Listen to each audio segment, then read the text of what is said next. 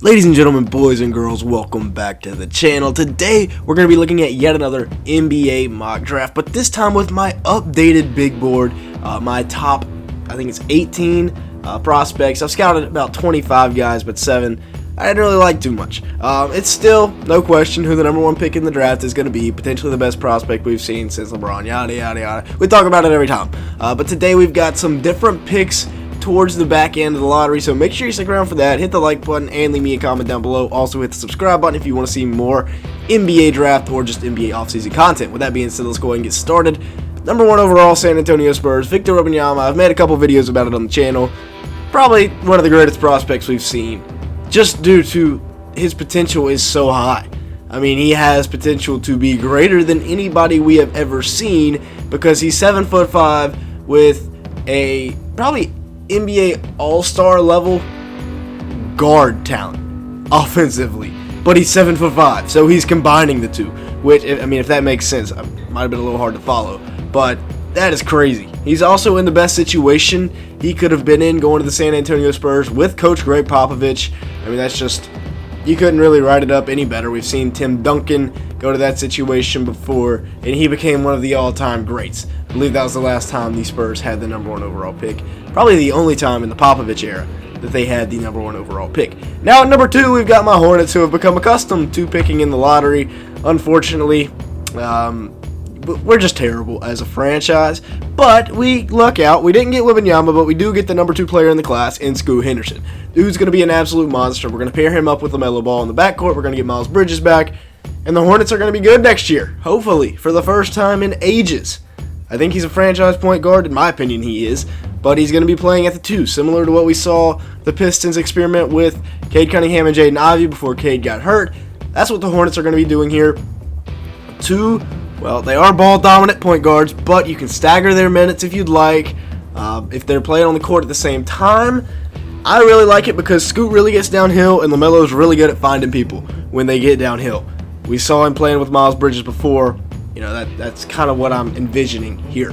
Now, at 3, we have the Blazers, who likely won't be staying at this pick. I've seen rumors of the Blazers wanting to go up and trade 3 and Anthony Simons to the Raptors for OG and Siakam. Maybe a future pick thrown in there as well. We'll see. But Brandon Miller, pure scorer, second best shooter in the class, does have some legal issues.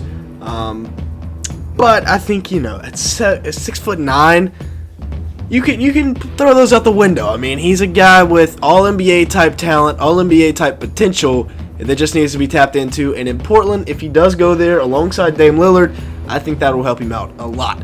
Now at number 4, we have the Houston Rockets, and they're going to go out and get Amin Thompson. Rumored that Amin was over Scoot Henderson on the Rockets board.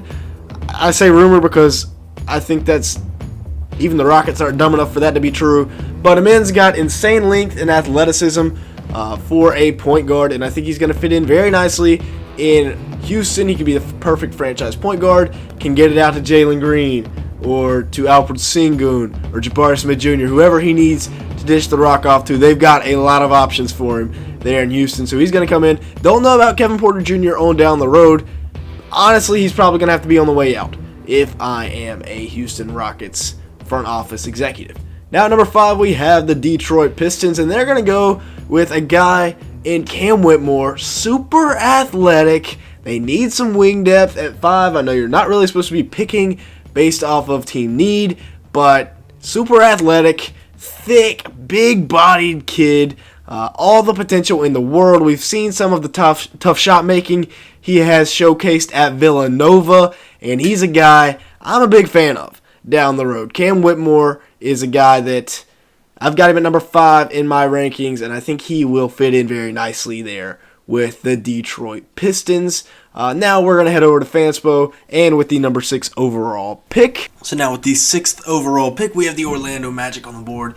Usually I have them take Grady Dick, but I actually do really like what a comment said with taking Taylor Hendricks. They're going to play Paulo at the 3, Franz at the 2, and that way you can just take best player available here and go based off fit. Now, I actually have Grady Dick ranked higher than Taylor Hendricks, but a lot of people are very high on Taylor Hendricks, so we'll go with Taylor Hendricks here at 6 to the Magic, and that opens the board up for the Pacers to go out and pick up Jarace Walker, who can fit in very nicely, can play the 3 or the 4, does need, a little bit more work. He's not all the way developed yet, but he has all kinds of potential at 6'7", 6'8", and has shown an ability to operate in the mid-post and even be able to knock down, catch and shoot, and step back threes. So Jarace Walker at 7 to the Indiana Pacers, I think that would be a nice match there. Now at 8, we have the Washington Wizards, and they're going to need to go out and get their franchise point guard. Usually I've been taking Anthony Black here, but I think the sure pick for them would be Cason Wallace if they're still trying to win now with Bradley Beal. I feel like that window has closed, but, maybe they're not willing to admit it and give up yet. Poor Bradley Beal's been stuck in Washington his whole career, but they're going to go out, take Cason Wallace here. Monte Morris will be a very nice backup for him. And then you have Bradley Beal. Maybe Johnny Davis decides to develop. Ajvida and Kispert if they decide to develop. And then Kristaps at the 5. Maybe you can bring back Kuzma back. That's the best case scenario here for the Wizards. And then sign somebody. But yeah, we'll go Cason Wallace there to the Washington Wizards. Now at 9, we have the Utah Jazz. We're going to go out and get Grady Dick. By far the best player left on my board here at number 9. Best shooter in the draft, without a doubt, and he can really score it. People don't appreciate his ability to finish and hit the mid-range enough. They think he's just a three-point shooter, and at 6'8", he's a good defender as well. So to the Utah Jazz, we've got Grady Dick going off the board. Now at 10, we've got the Dallas Mavericks, and they're going to go out and get Azar Thompson to be one of their pieces on the wing for the foreseeable future. The guy that can really defend, can knock down the 3 ball when needed. It definitely needs a little bit of help with the shot creation. Also averaged 6.5 assists per game this year at Overtime Elite.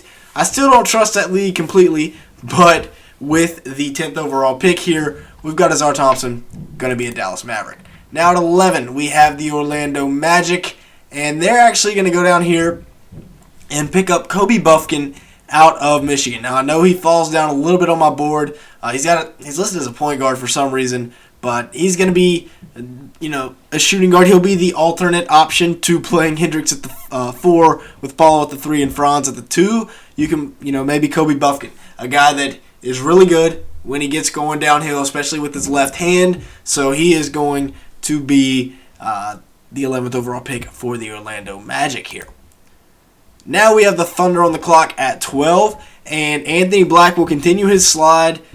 Some of these teams, after the Wizards, it feels like there's not really a team that needs that point guard until maybe like the Toronto Raptors, but they're big Koulibaly fans. So right here we've got Derek Lively going to the Oklahoma City Thunder with the 12th overall pick because, he can come in, maybe they play Chet at the 4, or at the 5. Even if they play him at the 5, he could be the backup 5 at 7'2". He's very NBA ready, in my opinion. And so that is who is going to be the number 12 overall pick. Now at 13, we have the Raptors. And like I said, they're going to be big-time Koulibaly fans. 6'7", all kinds of potential out of the French League. Series A, I believe is what it's called. He's on Victor Wembenyama's team over there. They've been winning a lot of games. He's been inserted into the lineup here recently in the championship series, or I believe the conference finals series, or what the equivalent of that in that league is. And he's been playing well, been playing good basketball. So Koulibaly here at 13 to the Toronto Raptors. It just feels like a Toronto Raptors pick, and it's also been rumored that he has been given a promise from Raptors GM Masai Ujiri. I believe is how you pronounce it. I've been butchering that all week.